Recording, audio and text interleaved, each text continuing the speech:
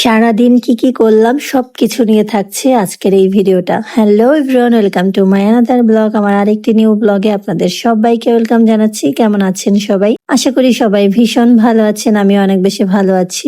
সকালবেলা ঘুম থেকে উঠেই আমার ছোট ভাই গিয়েছিল কুইচা মাছ আনার জন্য। আমরা কালকে রাতেই বলে রেখেছিলাম, 5 কেজির মতো অর্ডার করেছিলাম আর সেটা নিয়ে আসছে। সাথে এই ছোট্ট একটা কচ্ছপও ছিল।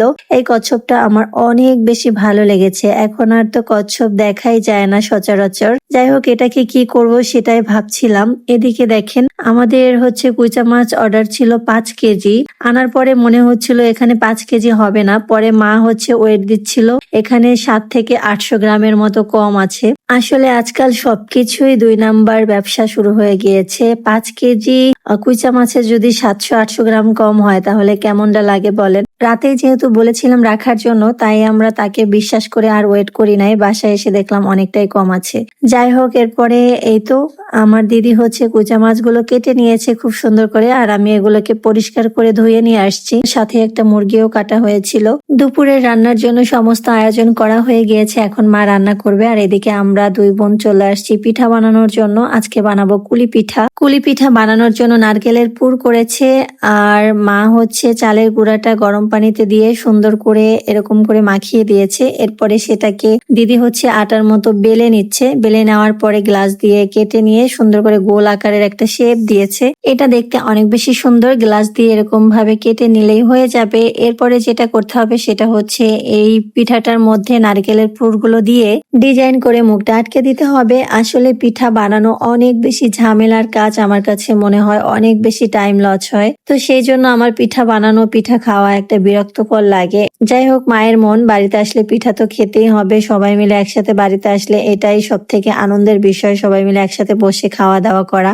যখন থেকে আমরা বড় হয়ে গিয়েছি, সবাই এক একজন এক এক জায়গায় থাকি, তখন থেকে আমরা ভাই বোনেরা কখনোই একসাথে বাড়িতে আসতে পারি না। আজকে আমি আসলে কালকে হয়তো বা দিদি আসতে পারে না, ভাই আসতে পারে না। তো এভাবে করে দিন যাচ্ছে আমাদের। আজকে অনেক দিন পরে আমরা 4 ভাই বোন একসাথে হয়েছি। শুধু বড় দিদি ভাই আসতে পারেনি, তার জন্য অনেক বেশি খারাপ লাগতেছে আমাদের। যাই হোক, দিদি ভাই এদিকে একটা একটা করে পিঠা বানিয়ে ফেললো। আমিও বানিয়েছি, বাট আমারটা ক্যামেরায় দেখাতে পারিনি। বক বক করতে করতে আমাদের এদিকে অনেকগুলো পিঠা বানানো হয়ে গিয়েছে। এখন এগুলোকে আমি রাইস কুকারে দিয়ে একটু ভাপিয়ে নিব।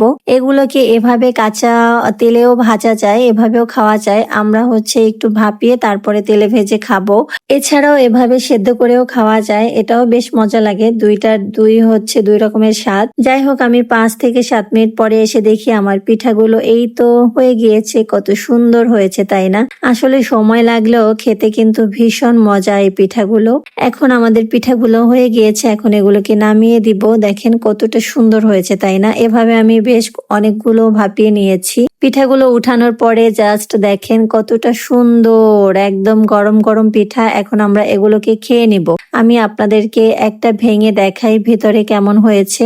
দেখেন কতটা ইয়াম্মি, অনেক বেশি মজা। আসলে নারকেল দিয়ে এরকম পিঠা খেতে অনেক বেশি মজা লাগে। এই পিঠাটা আপনি আবার দুধে জাল করেও খেতে পারেন, সেটা আবার অন্যরকম স্বাদ, অনেক বেশি মজা। দুধ পুলি আর কি। এরপরে মজার কাহিনী যেটা হয়েছে সেটা আমরা পিঠা বানিয়ে সবাই মিলে চলে গিয়েছিলাম নৌকা বাইচ দেখার জন্য। তো মা দুপুরে রান্না করেছে, আমরা না খেয়ে চলে গিয়েছিলাম, রাতে এসে খাবো একবারে। যাই হোক, আমরা রাতে আসছি, এসে দেখি আমার মা রান্না করেছিল মুরগির মাংস, সেটা দিয়ে আমরা ভাত খেয়ে নিয়েছি। কুইচা মাছ আর রান্না করা হয়নি, অনেক বেশি রাত হয়েছিল। মা আবার নারিকেলের নাড়ু বানিয়েছিল, সেই জন্য অনেক বেশি রাত হয়েছে।